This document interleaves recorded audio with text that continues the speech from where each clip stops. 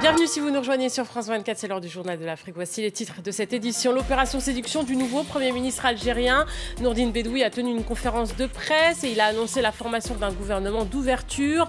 Un plan qui, selon lui, suivrait les demandes du peuple, mais le peuple lui maintient sa mobilisation ce vendredi.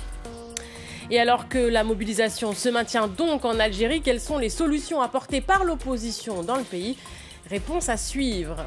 Et puis une fois n'est pas coutume, nous nous intéresserons à la communauté sénégalaise en Argentine, la diaspora la plus importante d'Amérique du Sud, mais diaspora qui subit racisme et violences policières. Deux Sénégalais espèrent changer les mentalités grâce à une pièce de théâtre découverte à la fin de cette édition. Le nouveau Premier ministre algérien Nourdine Bedoui a promis de suivre les demandes du peuple algérien mobilisé depuis bientôt un mois pour un changement de système. Lors d'une conférence de presse ce jeudi, il a annoncé la formation d'un gouvernement composé d'experts où les jeunes et les femmes seront représentés. Ce sera un gouvernement ouvert à tous et à toutes. Nous sommes dans une période de consultation. Il y aura des cadres, des compétences de toute la nation. Ce sera un gouvernement de technocrates. Et j'espère que toutes les forces de la nation participeront de tous les courants politiques pour être à la hauteur de cette période de transition qui ne sera pas très longue, au maximum une année.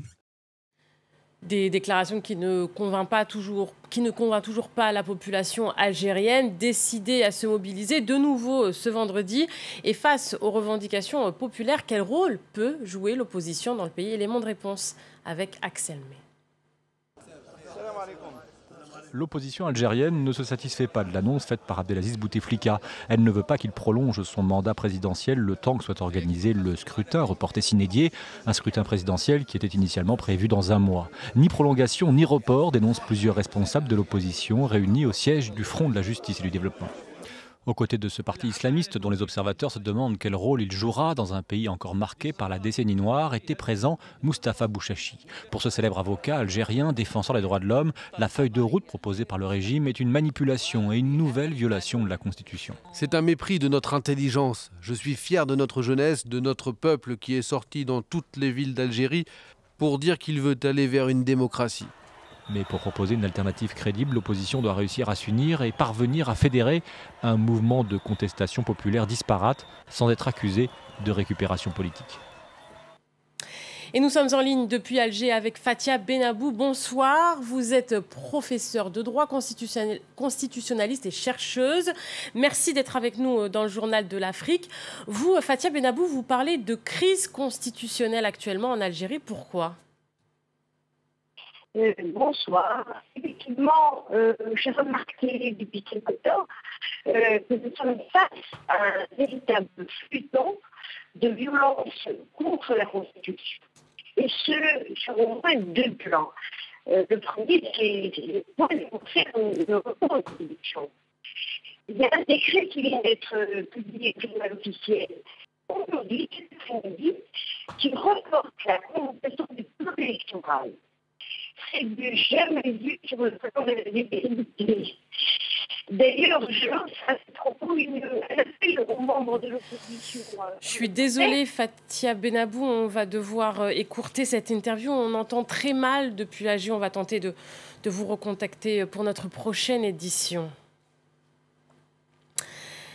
Le reste de l'actualité sur le continent. Le président congolais Félix Tshisekedi a ordonné la libération d'environ 700 prisonniers politiques. En symbole, il a avant tout gracié les opposants Firmin Yangambi et Franck Diongo. Et dans le même temps, Félix Tshisekedi a nommé comme assistant de son conseiller sécurité Roger Kibelissa. L'homme est visé par des sanctions de l'Union européenne pour violation des droits humains. Le président congolais qui était ce jeudi au Kenya aux côtés d'Emmanuel Macron. Le président français, lui, clôturait sa tournée est-africaine. Moment clé de sa visite, le One Planet Summit qu'il présidait avec Uhuru Kenyatta.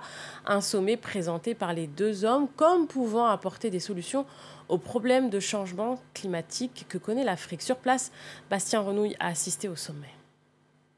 Pour tenter d'inverser le changement climatique, les délégués présents ici au One Planet Summit de Nairobi ont voulu tout d'abord rappeler qu'il était important d'investir dans les énergies vertes, tout comme le fait le Kenya. 70% de la production d'électricité ici est réalisée via la géothermie, le photovoltaïque ou encore les énergies éoliennes.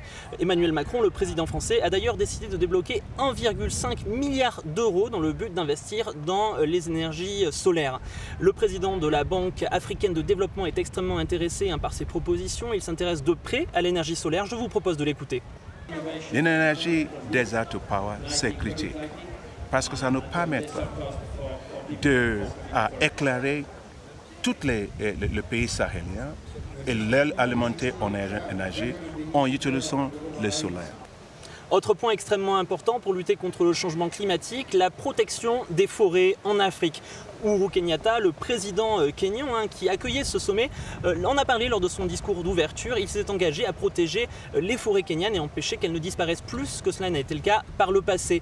La protection des forêts qui est extrêmement importante puisque ce sont elles qui permettent à des millions de personnes de continuer à vivre en Afrique et ce sont elles aussi qui permettent d'éviter que le changement climatique ne s'aggrave. Là aussi, Emmanuel Macron, le président français, a décidé de s'engager. Il a prévu une enveloppe de 10 millions d'euros pour aider les pays qu'il souhaite à développer leur politique de lutte contre la déforestation. Les secours ont interrompu les recherches au Nigeria après l'effondrement d'un immeuble de 4 étages à Lagos. Le bâtiment accueillait notamment une école primaire. Le bilan, encore provisoire, fait état de 8 morts. Une trentaine de personnes, des enfants surtout, ont pu être secourus. Au Mali, la crise dans l'éducation nationale s'enlise. Les enseignants en sont à leur 5e grève depuis la rentrée. Ils exigent de meilleures conditions de travail. Les négociations sont totalement bloquées avec le gouvernement et les élèves ont déjà manqué 35 jours d'école. Les précisions de Christelle Pierre, notre correspondante. Ils étaient une cinquantaine ce jeudi après-midi à organiser un sit-in non autorisé devant le ministère de l'Éducation. Des activistes, des blogueurs qui ne veulent pas prendre parti, mais qui exigent du gouvernement et des syndicats de trouver une solution à cette grève. Surtout, ils exigent une éducation de qualité. Qu'on recrute les enseignants et du primaire et du secondaire, niveau bac plus 4, donc catégorie A, qu'on y mette, cela implique des choses, cela implique qu'on y mette aussi l'argent qu'il faut. Et cet argent-là, nous devrons sortir cet argent-là. Il est inadmissible que dans un pays, on laisse tomber et qu'on soit désemparé et découragé, surtout face à un secteur aussi important. Pour exiger elle aussi une issue à ce conflit social, la puissante association des élèves et étudiants du Mali a décrété une grève depuis 10 jours dans toutes les écoles, publiques et privées. Objectif, mettre tous les élèves maliens sur le même pied d'égalité et ainsi peser davantage dans le débat. Car ici au Mali, plus de la moitié des enfants vont dans des établissements privés. Ceux qui ont un peu de moyens préfèrent envoyer les enfants au niveau du privé. Et maintenant, dans les écoles publiques, actuellement, nous ne trouvons que seulement des enfants des pauvres. Donc pour cela, il va falloir que cette différence entre les deux écoles cesse et qu'on les considère comme des Maliens, pas comme étant des fils des pauvres ou encore des fils des riches. Mais ce mouvement social semble encore loin d'être résolu. Les autorités ont commencé à bloquer les salaires des enseignants, tandis que les syndicats envisagent déjà de faire une 6e grève si leurs revendications ne sont pas satisfaites.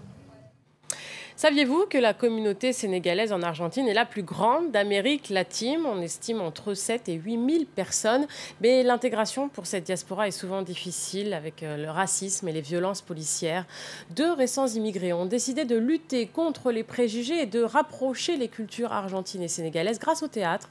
So et Falou, ils parlent de leur expérience en Argentine, mais aussi de leurs souvenirs d'Afrique. Voyez le reportage de notre correspondante à Buenos Aires, Mathilde Guillaume. Il y a 3 et 4 ans respectivement, So et Falou sont arrivés en Argentine. Comme beaucoup de Sénégalais ici, ils ont d'abord travaillé comme vendeurs ambulants ou dans la construction.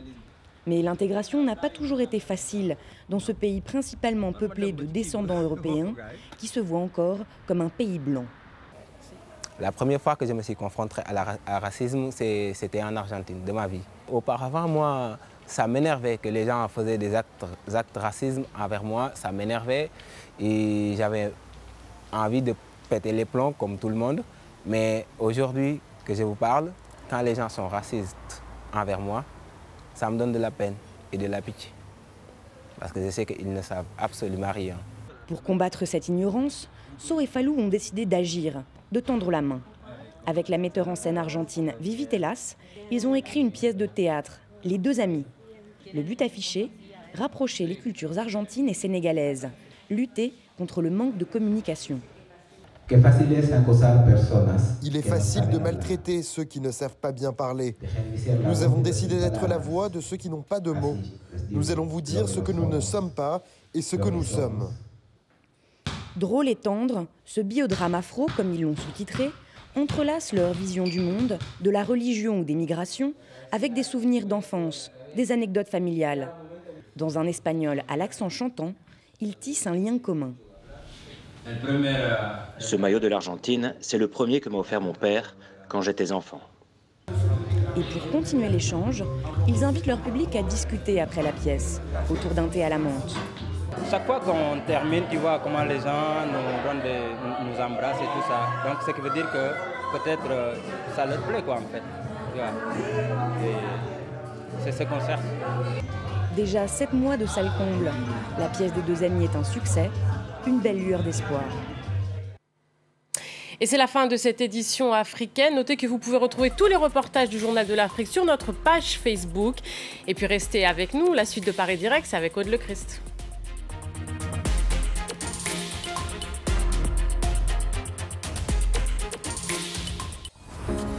La steppe de Mongolie.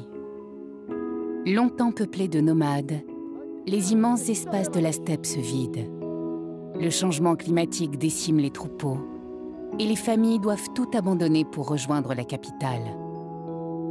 En s'éloignant peu à peu de leurs traditions, les nomades découvrent une nouvelle vie remplie de pollution, de chômage et de problèmes de santé. Retrouvez-moi cette semaine dans Reporter sur France 24 et France24.com.